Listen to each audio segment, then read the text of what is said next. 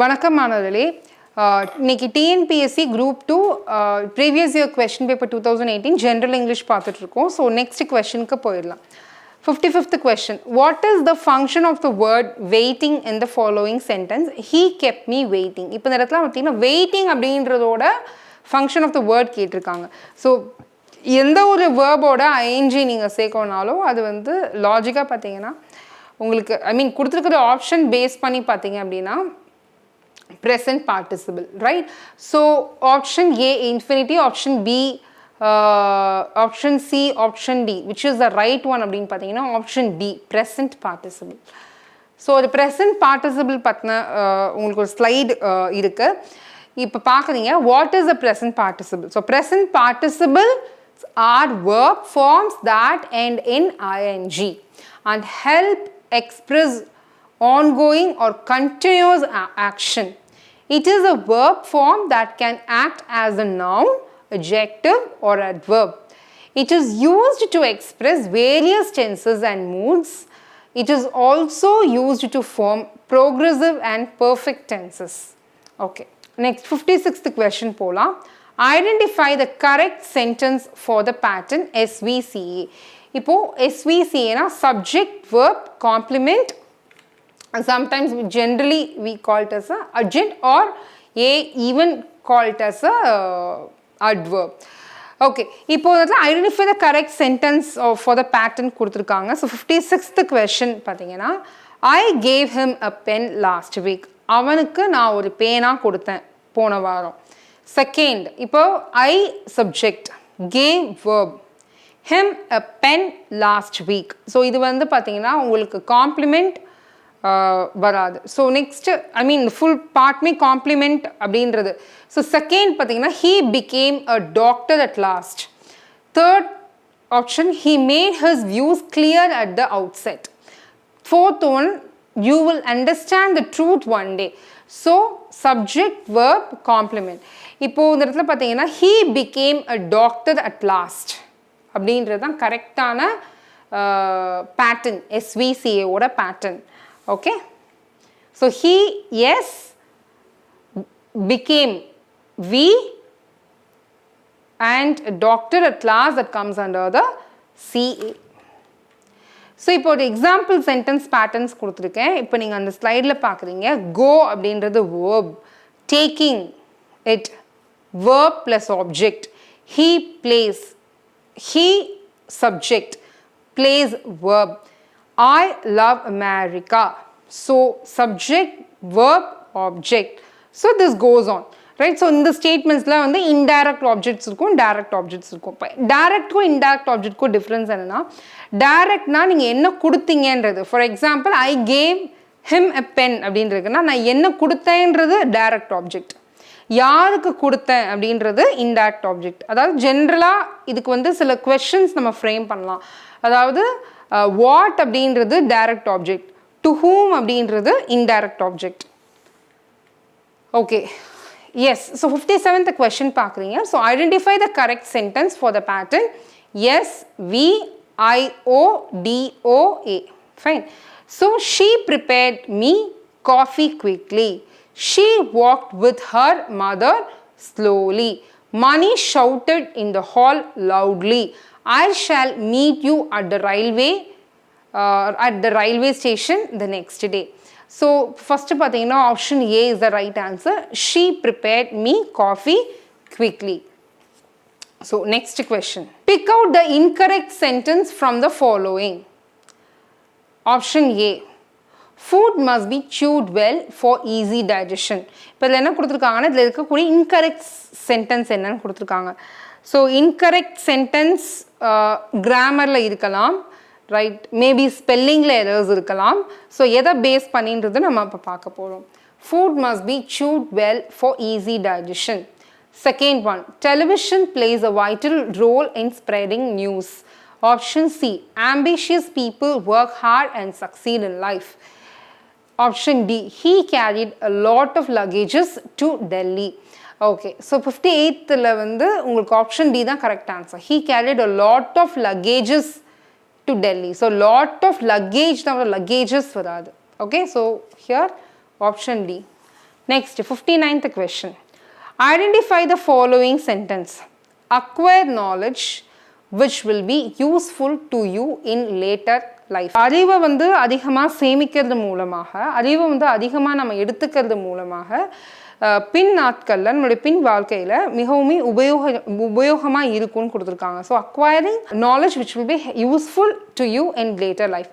இப்போ இதில் என்ன கேட்குறாங்கன்னா, இது what type of the sentence, is it a compound, simple, complex, phrase அப்படின்னு கேட்டிருக்காங்க. ஆக்சுவலாக சிம்பிள் சென்டென்ஸ் தான் என்ன, காம்பவுண்ட் சென்டென்ஸ் தான் என்ன, காம்ப்ளெக்ஸ் சென்டென்ஸ் தான் என்ன அப்படின்றத நம்ம இப்போது நெக்ஸ்ட் ஸ்லைடில் பார்க்க போகிறோம். தென் அதுக்கப்புறம் இந்த ஸ்லைடுக்கு வந்து பார்க்கலாம். ஓகே, இப்போ சென்டென்ஸ் டைப்ஸ் நீங்கள் பார்க்குறீங்க. இதில் சிம்பிள் சென்டென்ஸ் தான் என்ன அப்படின்னா, contains a subject and a predicate, expresses a complete thought. ஒரு சப்ஜெக்ட் ப்ரெடிகேட் இருந்துச்சுன்னா அது என்னன்னு சொல்லுவோம்னா சிம்பிள் சென்டென்ஸ் அப்படின்னு சொல்லுவோம். The boys went to the park, we like pizza. Okay, ஒரு டிப் கொடுத்துருக்காங்க பாருங்க. Simple sentence is also called an independent clause. Okay, so அதாவது எனக்கு இந்த பர்டிகுலர் சென்டென்ஸை கம்ப்ளீட் பண்ண இன்னொரு சென்டென்ஸ் தேவைன்னு அவசியம் கிடையாது. அதனால தான் அது இண்டிபெண்டன்ட் கிளாஸ் அப்படின்னு நம்ம சொல்கிறோம். Next, compound sentence contains two or more independent clauses. So ரெண்டு இண்டிபெண்ட் கிளாஸ் இருக்கும். அந்த ரெண்டுத்தையும் நான் ஜாயின் பண்ணுறதுக்கு ஒரு லிங்கிங் வேர்ட் யூஸ் பண்ணுவேன். அந்த லிங்கிங் வேர்ட் ஃபார் இருக்கலாம், அண்ட் இருக்கலாம், nor, but, or, yet, any conjunctions, any connecting words use பண்ணி நான் ரெண்டு இண்டிபெண்ட் கிளாஸை சேர்த்தா அது காம்பவுண்ட் சென்டென்ஸ்னு சொல்லுவோம். ஃபார் எக்ஸாம்பிள், இதில் கொடுத்துருக்க டெஃபினிஷன்ஸ் நான் ஃபஸ்ட்டு படிச்சிடுறேன். Contains two or more independent clauses. Clauses are joined by a coordinating conjunction. Examples: the boys went to the park but they did not go to the zoo. இப்போ அது ரெண்டுமே வந்து independent clause தான். The boys went to the park. பசங்க எல்லாருமே வந்து park போனாங்க. They did not go to the zoo. அதாவது அவங்க வந்து மிருகக்காட்சி சாலைக்கு போகலை. இப்போ ரெண்டுத்தையுமே நம்ம ஜாயின் பண்ணோம்னா பட் யூஸ் பண்ணி ஜாயின் பண்ணிடலாம். We like pizza and we like spaghetti. So பார்த்தீங்கன்னா இப்போ இந்த இடத்துல காம்பவுண்ட் சென்டென்ஸ்க்கு எனக்கு என்ன தேவை, ஒரு கன்ஜெக்ஷன் வேர்டு தேவை. ஓகே, ஸோ நெக்ஸ்ட் பார்த்தீங்கன்னா complex sentence contains an independent clause and a dependent clause. So dependent clause begins with a subordinating conjunction. Okay, so for example, இப்போ because the boys went to the park they did not go to the zoo. அவங்க park போனதுனால அவங்களால மிருகக்காட்சி சாலைக்கு போக முடியல. இப்போ இந்த இடத்துல பார்த்தீங்கன்னா எந்த ஸ்டேட்மெண்ட்டுமே நீங்கள் வந்து ஒரு டிபெண்டன்ட் இண்டிபெண்டன்ட் கிளாஸ் இருந்தால் மட்டும்தான் உங்களால் சொல்ல முடியும். சப்பார்டினேட்டிங் கன்ஜெக்ஷனை வந்து பிகினிங்கில் கொடுத்து வரக்கூடிய ஸ்டேட்மெண்ட்டாக உங்களுக்கு காம்ப்ளெக்ஸ் சென்டென்ஸ் இருக்கும். ஸோ பிகாஸ் த பாய்ஸ், இப்போ the boys did not go to the zoo because they went to the park, இந்த மாதிரியும் நம்மளால சொல்லலாம். ஸோ சப்பார்டினேட் கன்ஜெக்ஷன்ஸ் தான் என்னென்ன அப்படின்னு பார்த்தீங்கன்னா after, before, because, although, when, since, if, whenever, unless, while, so, that, even though, wherever, இது எல்லாமே வந்து சப்பார்டினேட் கன்ஜெக்ஷன்ஸ். ஸோ இதை யூஸ் பண்ணி ப்ளஸ் ஒரு இண்டிபெண்டன்ட் கிளாஸ் ஒரு டிபெண்டன்ட் கிளாஸ் ரெண்டுத்தையும் யூஸ் பண்ணி மேக் பண்ணுற சென்டென்ஸை காம்ப்ளெக்ஸ்னு சொல்லுவோம். இப்போ உங்களுக்கு சிம்பிள்னா காம்பவுண்ட், காம்ப்ளெக்ஸ் தான் எனக்கு தெரிஞ்சிருச்சு, ரைட்? இப்போ வந்து இந்த கொஸ்டினுக்கு ஆன்சர் பண்ணுங்க. 59th one, identify the following sentence. Acquire knowledge which will be useful to you in later life. Okay, so இது பார்த்தீங்கன்னா உங்களுக்கு ஆப்ஷன் சி காம்ப்ளெக்ஸ் சென்டென்ஸ் அப்படின்னு நம்ம சொல்லுவோம். Next 60 question. Identify the sentence which is in the positive degree. So positive degree, comparative degree, superlative degree நம்ம படிச்சிருப்போம், right? So இதுவுமே grammar பார்ட்டில் வரக்கூடியதான் நீங்கள் படிக்கணும். ஸோ பாசிட்டிவ் டிகிரினா என்ன, கம்பேரிட்டிவ் டிகிரினா என்ன, சூப்பர்லேட்டிவ் டிகிரினா என்ன அப்படின்றது நெக்ஸ்ட் ஸ்லைடில் பார்க்கலாம். இப்போ நீங்கள் ஸ்லைடில் பார்க்குறீங்க. பாசிட்டிவ் டிகிரினா என்னென்னா it describes something without directly comparing it to anything else. Okay, so for example she is a smart doctor. So எதோடையும் நான் கம்பேர் பண்ணாமல் நான் ஜென்ரலாக இவங்க இப்படி தான் அப்படின்னு நான் சொல்கிறேன், ரைட்? ஒரு விஷயத்தை பற்றி நான் எக்ஸ்பிளைன் பண்ணுறேன், அது பாசிட்டிவ் டிகிரி. கம்பேரிட்டிவ் டிகிரினா puts two objects, people or ideas against each other and the suffix and to the end of a adjective. For example, she is smarter than most other doctors. So அவளை பற்றி அந்த particular டாக்டரை பற்றி நான் சொல்லாமல் அந்த டாக்டரை இன்னொரு டாக்டரோட நான் கம்பேர் பண்ணுறேன், மற்ற டாக்டர்ஸோட நான் கம்பேர் பண்ணுறதுனால தான் அது கம்பேரிட்டிவ் டிகிரின்னு சொல்லுவோம். நெக்ஸ்ட் சூப்பர்லேட்டிவ் டிகிரினா என்னென்னா compares 3 or more objects, people or ideas and the suffix est to the end of a adjective. அதாவது she is the smartest doctor in the city. So smartest doctor, அதாவது இதுக்கு மேலே ஒரு doctor இருக்க முடியாது, இவங்களை விட ஒரு பெரிய டாக்டர் இருக்க முடியாது. ஸோ அதை வந்து சூப்பர்லேட்டிவ் டிகிரின்னு சொல்லுவோம். அதே சூப்பர்லேட்டிவ் டிகிரிங்கிறது இஎஸ்டி போட்டு தான் வரணும்னு இல்லை, சம்டைம்ஸ் வந்து மோஸ்ட் அப்படின்ற வேர்டு யூஸ் பண்ணியும் சூப்பர்லேட்டிவ் வரும். ஓகே, மோர் அப்படின்ற வேர்டு கம்பேரிட்டிவ்ல வரும், மோஸ்ட் அப்படின்ற வேர்டு சூப்பர்லேட்டிவ்ல வரும். பார்த்தீங்கன்னா உங்களுக்கு நெக்ஸ்ட் கொடுத்துருப்போம் எக்ஸெப்ஷன்ஸ் இருக்கு. Certain adjectives have irregular forms for comparison. There are 5 common examples in English. Good. Good அப்படின்றத எப்படி சொல்லலாம்னா better. betterங்கிறது கம்பேரிட்டிவ், பெஸ்ட்ன்றது சூப்பர்லேட்டிவ்ல வரும். bad அப்படின்னா worse, worse than அப்படின்னு சொல்லுவோம்ல, அது கம்பேரிட்டிவ்ல வரும். worst அப்படின்றது சூப்பர்லேட்டிவ்ல வரும். little அப்படின்றத less, least அப்படின்னு சொல்லுவோம். இப்போ ஃபார் அப்படின்றது என்னன்னு சொல்லுவோம், ஃபாதர், ஃபர்தர், ஃபார்த்தஸ்ட், ஃபர்தஸ்ட் அப்படின்னு சொல்லுவோம். ஸோ மெனி, மச், மோர்ன்றது இந்த இடத்துல கம்பேரிட்டிவ்ல சொல்லுவோம், மோஸ்ட் அப்படின்றது சூப்பர்லேட்டிவ்ல சொல்லுவோம். ஓகே, ஸோ ஃபார் எக்ஸாம்பிள் இந்த இடத்துல பார்த்தீங்கன்னா பாசிட்டிவ் டிகிரியில் he is a good student, comparative டிகிரியில் he is better than his classmate, superlative degree he is the best student in the class. Okay, so இன்னொரு செட் ஆஃப் எக்ஸாம்பிள் பார்க்கலாம். Positive டிகிரியில் she is a bad dancer, comparative டிகிரியில் she is worse than her sister, superlative degree she is the worst dancer in the competition. Okay, fine. So இப்போ கொஷனுக்கு போயிடலாம். 60. Identify the sentence which is in the positive degree. He is the most intelligent man, his statement is the super. இப்போ மோஸ்ட்னு வந்துச்சுன்னா superlative, கண்டிப்பாக இந்த option கிடையாது. His statement is a very superfluous one. Okay. Option C. The Ganga is considered the most purest river. So, which is the most அப்படின்றது superlative. Option D. Your signature is more valid than mine. So, இந்த இடத்துல comparative degree. Fourth option. So, கண்டிப்பாக எந்த statement தான் வரும் அப்படின்னு பார்த்தீங்கன்னா option B. His statement is a very superfluous one. தான் correct. So, next. Choose the correct blended word for the following. For example, blended words பற்றி ஆல்ரெடி நம்ம நிறையாவே பார்த்துருக்கோம், ரைட், போன எபிசோட்ஸில். இப்போ ஹெலிகாப்டர் ப்ளஸ் ஏர்போர்ட் அப்படின்னா இப்போது பிளெண்டட் வேர்ட்ஸ், ஒரு சில பிளெண்டட் வேர்ட்ஸ் பற்றி இப்போ ஸ்லைடில் பார்க்கலாம். பிளெண்டிங் வேர்ட்ஸ் இப்போ breakfast plus lunch, brunch, gleam plus shimmer, glimmer, camera plus recorder, camcorder, and motor plus hotel, motel, and situation plus comedy, sitcom, clap plus crash, clash, motor plus pedal, mopped, smack plus smash, smash. So blending words na enna ரெண்டு particular வேர்டை நான் blend பண்ணி ஒரே வேர்டாக நான் கொடுப்பேன். Sometimes எக்ஸாமில் உங்களுக்கு எப்படி கேட்பாங்கன்னா, இப்போது வந்து கேம்ப் ஆர்டர் கொடுத்துட்டு இந்த கேம்ப் ஆர்டருக்கான ப்ராப்பரான வேர்டு என்ன, ஐ மீன் இது ப்ராப்பரான பிளெண்டிங் வேர்டு என்ன அப்படின்னா you should know camera plus recorder அப்படின்றது உங்களுக்கு அது தெரிஞ்சிருந்தா தான் உங்களுக்கு கேம்ப் ஆர்டர் அப்படின்னு இருக்க முடியும். ஸோ இந்த மாதிரியும் கொடுத்து எக்ஸாமில் இன்னொரு ஃபார்ம்லையும் கேட்கலாம். It's the blending word.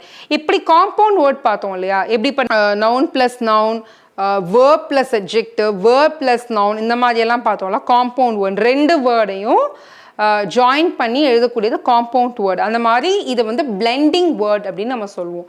Okay, இப்போது இன்னொரு டைப் ஆஃப் வேர்ட்ஸும் இருக்குது. அந்த வேர்ட்ஸ்க்கு பேர் வந்து கிளிப்டு வேர்ட்ஸ் அப்படின்னு சொல்லுவோம்.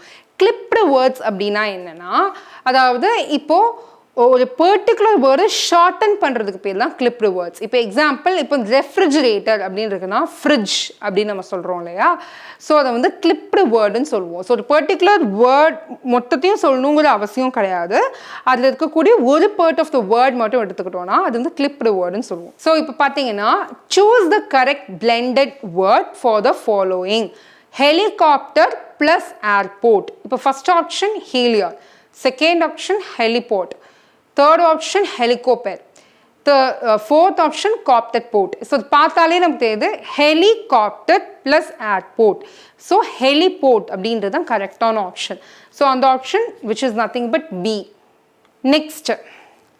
Next question.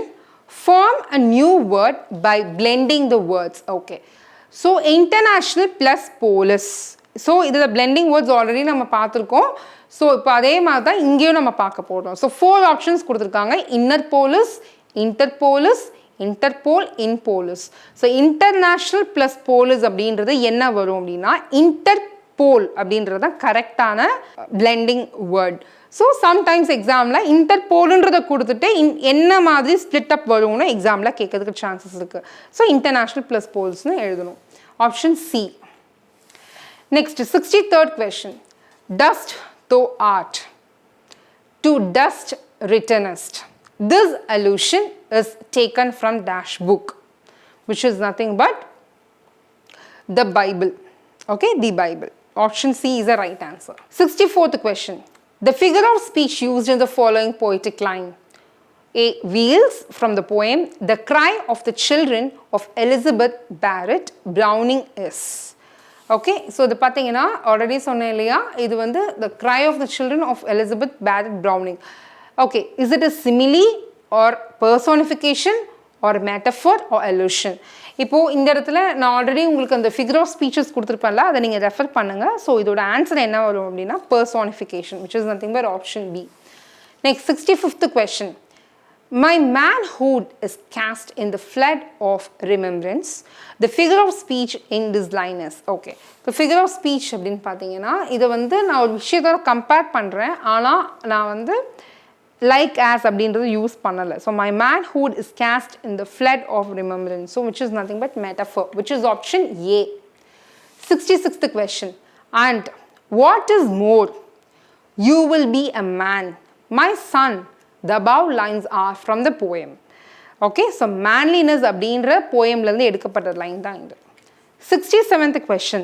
ஸோ இதுக்கு பார்த்தீங்கன்னா இந்த வேர்டுக்கான மீனிங் அவங்க கேட்டிருக்காங்க. ஸோ இந்த வேர்டுக்கான மீனிங் அப்படின்னா ட்வார்ஃப் அப்படின்னு சொல்லுவோம், which is nothing but option B.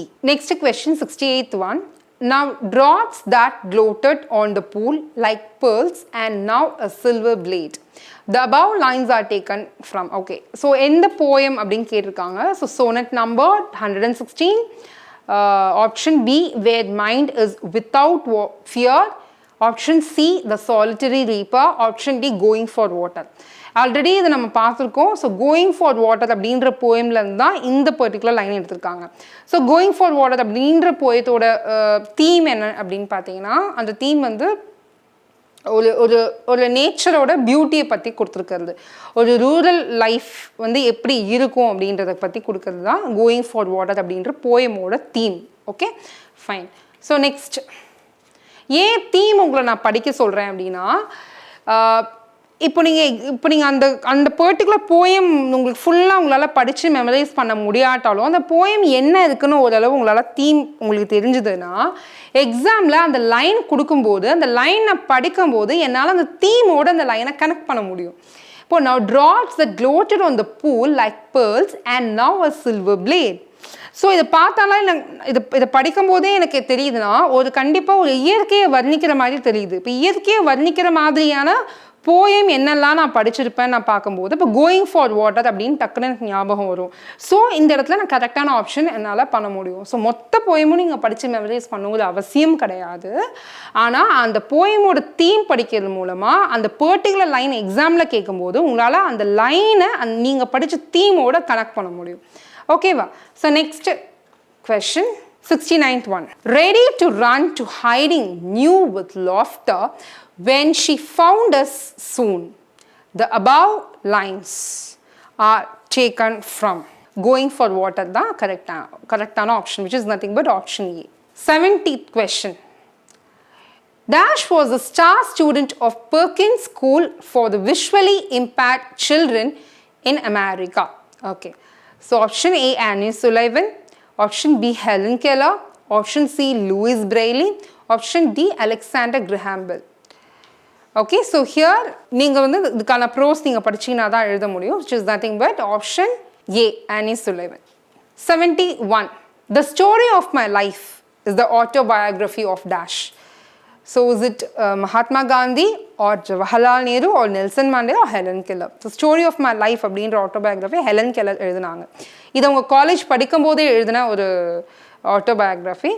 So இது வந்து அவங்களுக்கு வந்து கண் பார்வையும் வந்து அவங்களுக்கு வந்து காதும் கேட்காது. ஆனாலும் அவங்க நிறையா பெண்களுக்காக அவங்க நிறையாவே போராடி இருக்காங்க. ஸோ ப்ளஸ் வந்து அவங்கள மாதிரி இருக்கக்கூடியவங்களுக்கும் அவங்க நிறைய ஹெல்ப் பண்ணியிருக்காங்க. ஸோ அவங்க எழுதின ஃபஸ்ட்டு புக் தான் the story of my life அப்படின்ற book. Okay, so she is a very good willing spirit. Okay, so the story of my life is the autobiography of Helen Keller, which is nothing but option D. Next, 72. William Shakespeare married Annie Hathaway in the year 1582, which is nothing but option C. Next question, 73.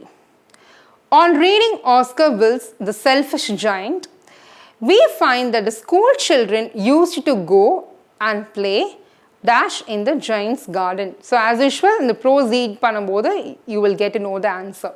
Option A, every afternoon. Option B, every month. Option C, every week. Option D, none. So the correct option பார்த்தீங்கன்னா every afternoon. 74th question.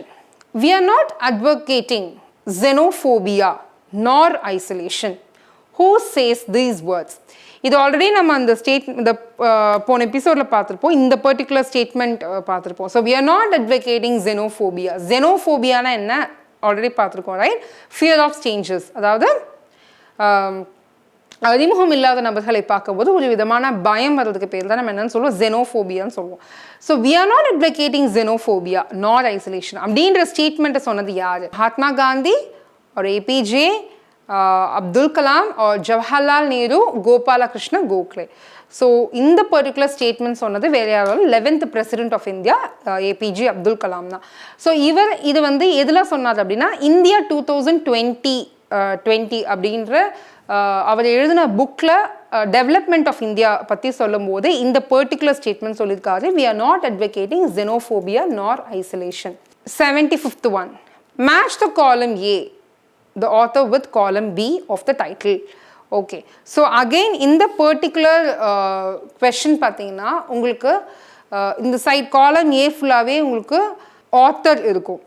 Okay, காலம் B ஃபுல்லாக அந்த particular பர்சனோட ஐ மீன் அந்த award basis, அதாவது he is known for what, அவங்க எதுக்கு பேர் போனவங்க அப்படின்றது இருக்கும். ஸோ அண்ட் ஆல்சோ அது அவங்களோட ரிலேட்டான விஷயத்தையும் அவங்க காலம் பியில் கொடுத்துருப்பாங்க. Okay, so next 75th one, column A, first one, Dr. Aringer Annadurai, which is nothing but convocation address. Option B, Kushwant Singh. Here the portrait of a lady. Then C, MC Mary Kom. So MC Mary Kom எல்லாருக்குமே தெரியும், she is the queen of boxing. Option 1. Next, Robert Lind. Robert lint அப்படின்றவங்க வந்து forgetting அப்படின்ற காலம்பியில் match ஆகுது. So இந்த இடத்துல பார்த்தீங்கன்னா என்ன அரேஞ்ச்மெண்ட்டில் வருதுன்னா 4 3 1 2. ஸோ 4 3 1 2ன்றது எந்த ஆப்ஷன்னா B option. Next 76th question. What is the theme observed in the poem Migrant Bird? So migrant bird அப்படின்ற போயம் நீங்கள் படிக்கிறது மூலமாக உங்களுக்கு அந்த மொத்த போயமில் கொடுத்துருக்கக்கூடிய தீம் என்ன அப்படின்னு கொடுத்துருக்காங்க. So option A universal brotherhood and unrestricted freedom. Option B restricted freedom. Option C cross border terrorism. Option D enmity. Okay, so இந்த இடத்துல வந்து option A is the right answer, universal brotherhood and unrestricted freedom. Next 77th question. Who among the Indian writers was credited to have established an educational institution which is now called by the name Vishwa Bharati University? Okay, so first option Madan Mohan Malaviya, and second option R.K. Narayan, third option Rabindranath Tagore, fourth option Swami Vivekananda. So what is the right option? Option C, Rabindranath Tagore. So actually he was credited to have established an educational institution which is now we call it as a Vishwa Bharati University. Next question, 78th.